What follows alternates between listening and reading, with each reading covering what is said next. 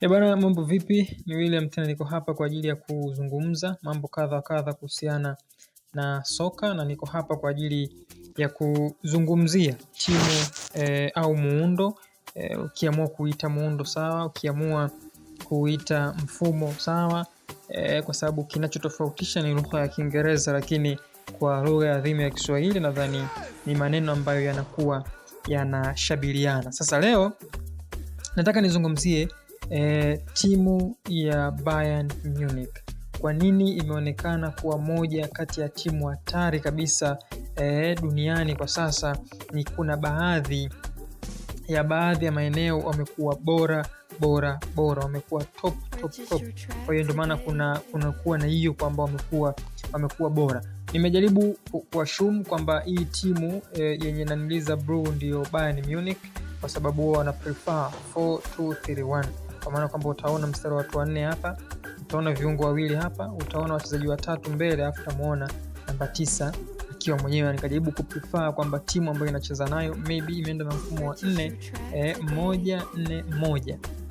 Bayern Munich, kila mchezaji uwanjani anakuwa ana majukumu yake, kuanzia goalkeeper mpaka namba 9 au namba 11, wote wanakuwa na majukumu yao. Tuanze kwanza, Bayern Munich chini ya Kompany wanacheza soka la aina gani?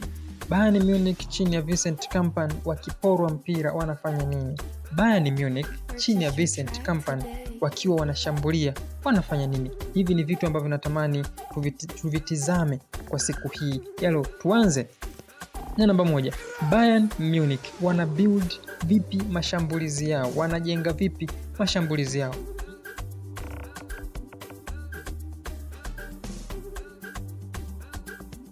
Naam, build up ya Bayern Munich inakuwa inahusisha wachezaji watatu.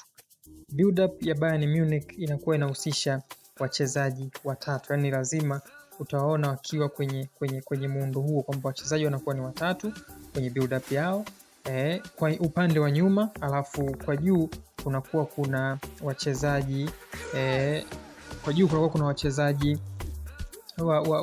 zaidi ya watano. 1, 2, 3, 4, 5. Hawa wote wanakuwa ni wachezaji wa Bayern Munich. Hawa ambao wako mbele wote wanakuwa ni Bayern Munich ambao wanakuwa wanashambulia, alafu nyuma kunakuwa kuna build up ya wachezaji watatu. So wanafanya aina mbili ya build up.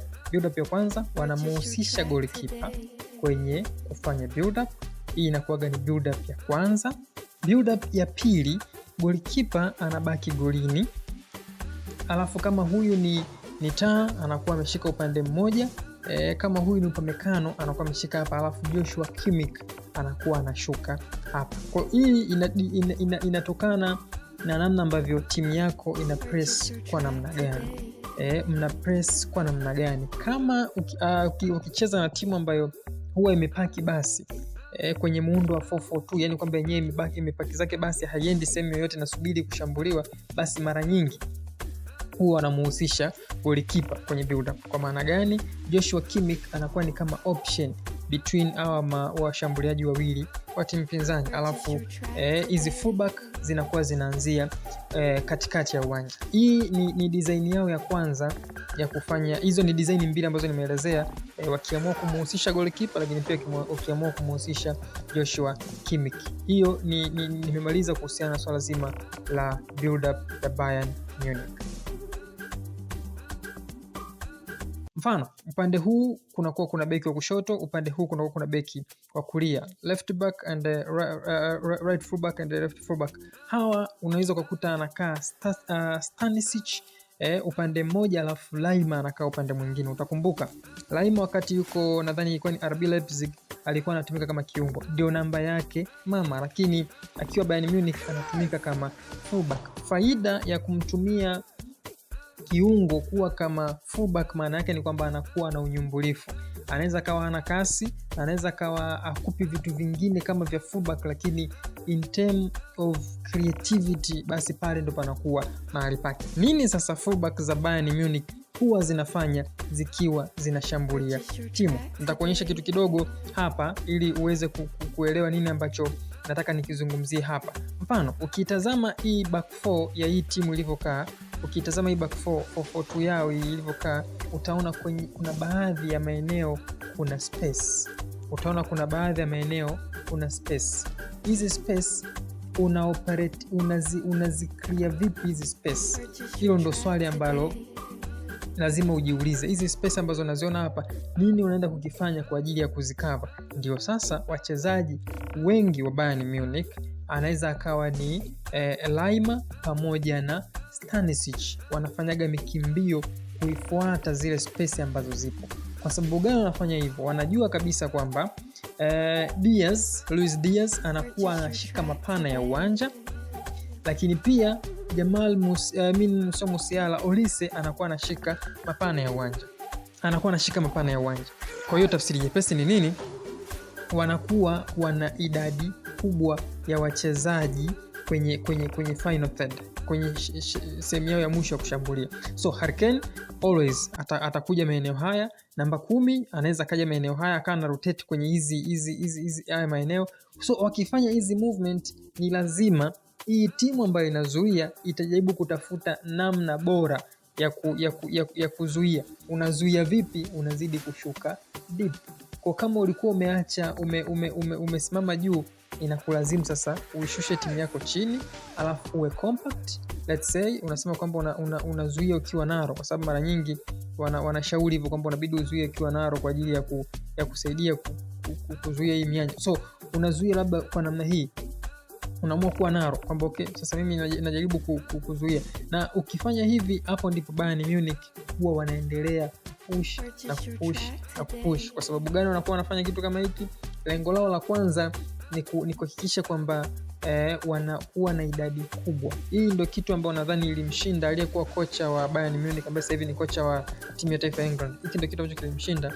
Mara kadhaa alikuwa anajaribu kulazimisha, anaogopa kwamba nikipeleka idadi kubwa ya wachezaji kwenye upande wa mpinzani, rest defense yangu itakuwa vipi? So always bana wanakaa kwa design hii. Huyu anaweza akawa ni Pavlovic pamoja na Joshua Kimmich, wanakuwa wanapishana. Kama Pavlovic akija juu, Joshua Kimmich anaingia ndani kujaribu kutafuta space. Anaweza kaenda upande wa kulia, upande wa kushoto. Kwa hiyo hivyo ndivyo ambavyo Bayern Munich wanapenda kushambulia. Wachezaji wanapewa jukumu gani, mjaribu kuelezea. Lakini pia huyu nambari 9 ambaye unamuona hapa, kama mpira ukiwa hapa kwa Joshua Kimmich, Harry Kane mara kadhaa huwa anakuja kuomba mpira hapa. Akija sasa kuomba mpira hapa, nadhani kuna kitu nataka nikuonyeshe pia kwa haraka haraka. Kama yes, nataka nikuonyeshe kwa haraka hapa. Kiko wapi? Yes, nataka nikuonyeshe kitu kimoja. Huyu ni most of the time kwa gani Musiala, lakini kwa kipindi kile alikuwa anacheza Karl. Huyu ni Karl, huyu ni Harry Kane. Harry Kane akija kuomba mpira hapa, utaona hapa kuna space. Kwa hiyo mafullback hawana kazi ya kufanya. Mafullback wako free, hawana majukumu ya kufanya. So kama unaona majukumu ya kufanya, nini kinakuja kufanyika? Unaona huyu fullback anakuja kufanya mikimbio kuja hapa. Huyu fullback anafanya mikimbio kuja hapa. Matokeo yake ni kwamba kufumba na kufumbua, hizi center back zinashangaa tayari ziko attack na hawa mafullback. Kwa unagundua Vincent Kompany hajatengeneza timu ambayo kwamba fullback unatakiwa uishie hapa. Hapana. Hajatengeneza timu kwamba fullback unatakiwa uishie hapa. Hapana. Ametengeneza timu ambayo fullback ana uwezo wa kuoverlap, ana uwezo wa kuunderlap, ana uwezo wa kufanya chochote kile, ili mradi ajaribu mfumo wa timu, ili mradi ajaribu namna ambavyo timu inatakiwa kucheza. So hivi ni vitu ambavyo nikaona sio vibaya ni share na wewe kuhusiana na hii timu ya Bayern Munich. So yapi mapungufu ya Bayern Munich?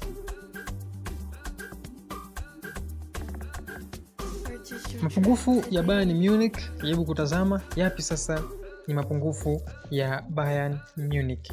Ukitazama vizuri namna ambavyo timu ilivyokaa, unaona kabisa kuna compact hapa ndani katikati, kwa sio rahisi kuzifungua, na tayari unaona pembeni kuna situation ya 2 against 1 pamoja na huku, kwa sababu ukiruhusu 1v1 dhidi ya Olise, you are dead. Hawatokuacha salama na lazima watakuadhibu. So jaribu kutazama kitu kimoja hapa ili kusudi tuende vizuri.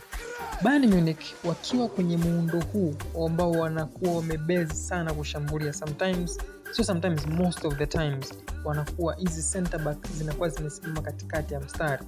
Maana yake ni nini? Kama utakuwa una washambuliaji ambao wana speed, wana maarifa, basi inakuwa ni rahisi kuibiti rest defense ya Bayern Munich. Kwa sababu gani nakwambia hivyo? Tayari utaangalia alipo Pavlovic, lakini pia utaangalia alipo labda ni huyu pamoja na Upamecano. Utawatazama ambapo walipo tayari kuna space. Kwa sababu gani? Kama ikitokea ni mpira umepigwa kushambuliwa, yani kwamba okay, bam bam bam, wamepoteza mpira, wanashambuliwa wao, maana yake ni nini? Tayari huu mstari kwa kuwa jamaa yuko mbele hapa, tayari kuna kitu hapo utakiona. Uje nikucholee uone. Ukija kuchora hapa, maana yake ni kwamba utagundua kuna 2 against 2, very hard to defend. Kama ukiwa na wachezaji ambao ni wazuri, ni very very hard to defend. Kwa mara nyingi Bayern Munich wakifungwa huwa magoli mengi hayapitiagi hapa katikati, nothing, huwa yanapita huku. Yani mfano kama ni mpira umeporwa, basi mara nyingi movement ambazo wanazifanyaga washambuliaji ambao wanashambulia Bayern huwa wanafanya movement za kwenda pembeni. Kwa sababu gani wanaenda pembeni? Wanaamini kwamba ukiwa force ma center back waende wide, maana yake ni kwamba utafungua channel hapa katikati, utafungua channel katikati ya uwanja na utashambulia vizuri na utaweza kushinda, kama ni kufunga. Lakini ukijaribu kutumia katikati ya uwanja inakuwa ni ngumu, kwa sababu tayari wenyewe wanakuwa wapo katikati ya uwanja. So ukiforce na wewe uingie pale, maana yake ni kwamba unakuwa wewe mwenyewe unaingiza kwenye mtego. So kwa kufanya hivi, kwa kutafuta space nyuma yao, inakuwaga ni rahisi sana kuwafunga, lakini ni mara chache sana unaweza kufanya hivi, kwa sababu swala la kulinda kwa Bayern Munich sio jukumu la fullback, sio jukumu la namba 6. Mfano, unaweza kupoteza mpira kwa huyu winga hapa. Maana yake ni kwamba ambaye anatakiwa akabe wa kwanza ni mchezaji ambaye yupo karibu. It doesn't matter ni fullback, it doesn't matter ni namba gani. Mfano, twende kwenye mfano ambao unaweza ukauelewa vizuri. Let's say Harry Kane kaja kugusa touch hapa katikati ya uwanja, alafu moja kati ya fullback kaingia katikati. Maana yake ni kwamba Harry Kane atakuwa maeneo haya hapa. Kama akiwa hapa, mfano mpira umepotea kwa huyu namba 5 wa timu pinzani, unaweza ukahisi kwamba okay, fullback anatakiwa aje press, lakini nothing.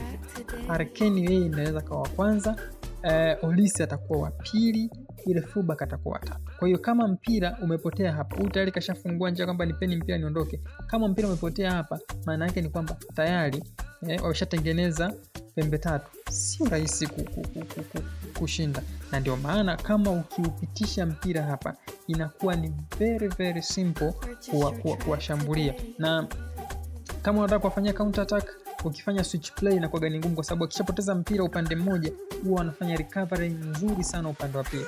So yani unaweza ukasema kwamba okay, nimewashambulia upande mmoja, ngoja nifanye switch.